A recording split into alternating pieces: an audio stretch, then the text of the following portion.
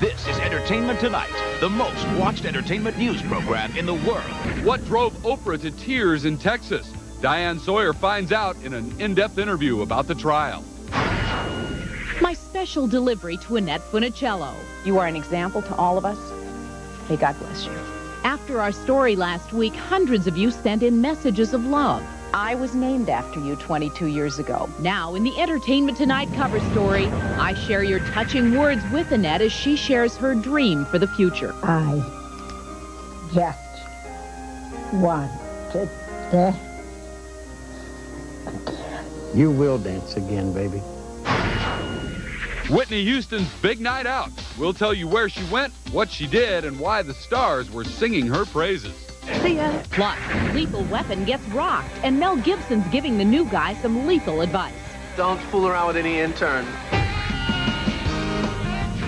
Welcome to Entertainment Tonight for Monday, March 2nd, 1998. Hi, everybody. I'm Bob Goen. And I'm Mary Hart. Jim Carey may be stepping into the shoes of another legendary funny man for a walk at the top of our ET News Brief. It gets crazy out. Jim Carey, the wackiest comic of the 90s, may soon star as the weirdest comic of the 80s, Taxi star Andy Kaufman. Say it for me. Kaufman, who died in 1984, was famous for outrageous stunts. And Carey reportedly won the role over Oscar winner Kevin Spacey and actor Edward Norton. Well-respected character actor J.T. Walsh has died of a heart attack. Walsh co-starred in films including Breakdown, Sling Blade, A Few Good Men, and TV's Dark Skies. He was 54. I was so honored, really, to have all those beautiful people singing my music. Baby, you give good love. It was a night to remember for Whitney Houston, with a host of celebrities singing her hits as she received the Quincy Jones Award for Outstanding Career Achievement at this year's Soul Train Awards. Did you realize you had so many hit songs? No, you really don't. Until you look back at it, you go, wow, yeah. Look at the years. Look at that. It humbles you to know that people in the industry recognize your work. Yes. And that was the best part. In Washington, Billy Crystal celebrated the world premiere of his new comedy, My Giant. Billy clowned with his 7'7" co-star George Mirasan, and he's already started thinking about the giant task he'll face when he hosts this year's Oscars. We're gonna have a good time. I promise you, it's gonna be fun. I know who all the winners are already. My Giant opens 3 weeks from Friday, and Billy hosts the Oscars 3 weeks from tonight. Mel Gibson has a new Lethal Weapon on the set, comedy. Chris Rock has joined the cast of the 4th film in the series, and he had E.T.'s Lisa Canning rolling with laughter. The heat is rising on the set of Lethal Weapon 4 starring Mel Gibson and Danny Glover, but nobody's hotter than their co-star, Chris Rock. I heard everything on the radio. Come here. Yeah, is everybody okay? Chris joins the force and the lethal guys playing a police detective. I got the badge. Let's see. I got the my cuffs for you. Oh, okay. What's it like for you working with Danny and Mel and Renee? It's good, you know. In the morning, I have to get all of them coffee and clean their boots and shine their guns. Leo, anybody got a phone? Have they given you any advice? Let's see. What's the advice they've given me? Let's see. Don't fool around with any interns. Oh, yeah. He's pulling your leg. I did, however, say that, I heard a message on the walkie-talkie, and it said something. Chris has gone to the set self-motivated. I told him he had to stop that stuff altogether. He's making the rest of us look bad, you understand? They have to drag him out of the trailer. How do you get that down, you know? Chris seems to have his cop rock thing down pat. You just got to be a detective. Right. Oh, I like that. You got this hardcore thing going on. Where is he? It's a big step up and a whole new look, and I confess it works for me. You got this sexy thing happening. Well. Finally, it's working on Lisa Canning. Thank you, Lisa. Chris, Danny, and Mel shoot for laughs when Lethal Weapon 4 hits theaters in July. Well, Oprah is usually the one asking the tough questions, but now she's on the receiving end from Diane Sawyer. Coming up on ET, in her first interview, the two go face-to-face as Diane gets the details on how Oprah's Texas trial took its toll. I've been very strong.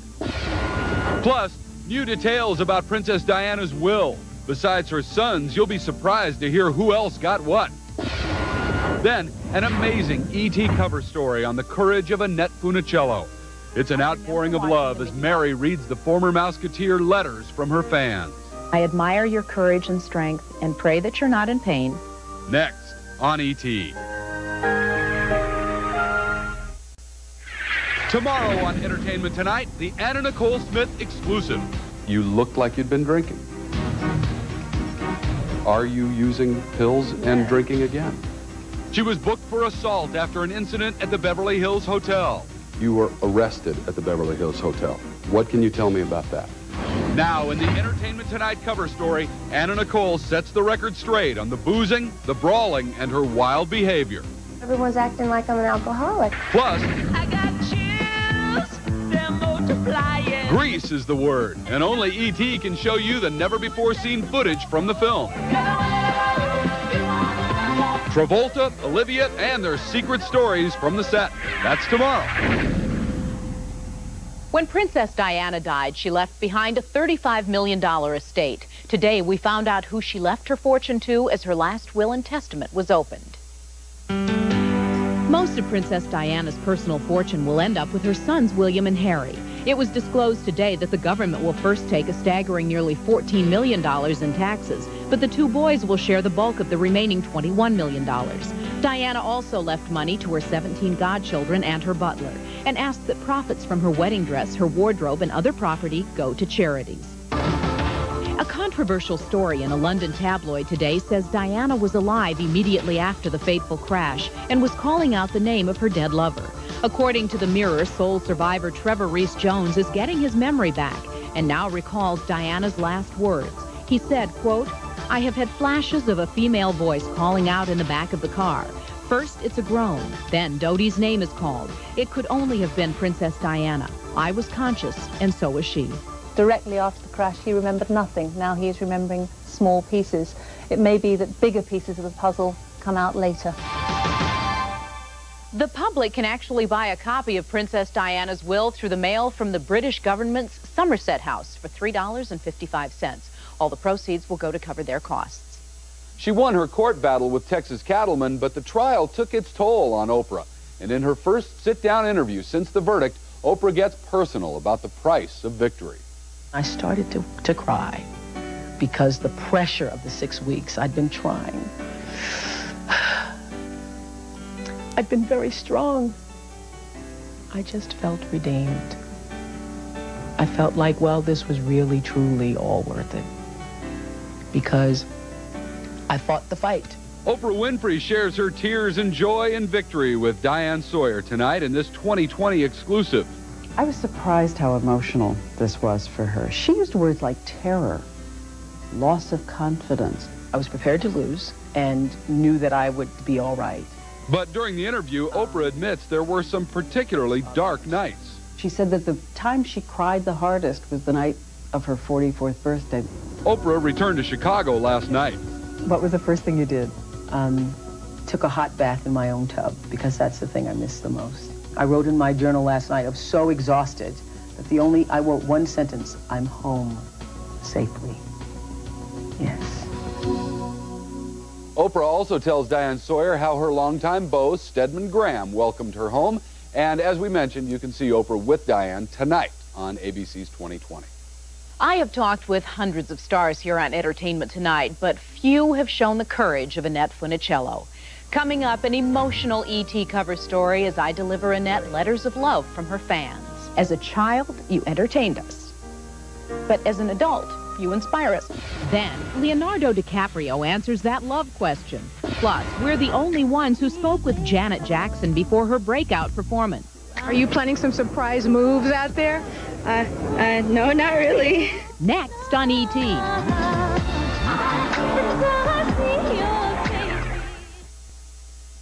Here's your chance to be bewitched. Chat live with Melissa Joan Hart, Sabrina the Teenage Witch, tomorrow at 5 p.m. Pacific, 8 p.m. Eastern.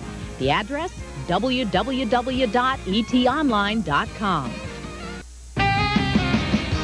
Throwing an E.T. birthday bash today, which musician has received an Oscar nomination? It's John Bon Jovi for his song Blaze of Glory from Young Guns 2. John turns 36 today. Lorraine Newman is 46. Star Trek The Next Generation's Gates McFadden is 49. Northern Exposure's John Cullum is 68. And Jennifer Jones turns 79. Earlier, we showed you Whitney Houston, the evening's big honoree at the Soul Train Music Awards with our Lisa Canning. Yeah, but Lisa also got an exclusive one-on-one with a dressed to thrill Janet Jackson. Here's a taste for you as we say so long. Bye-bye. Moves out there? No, not really.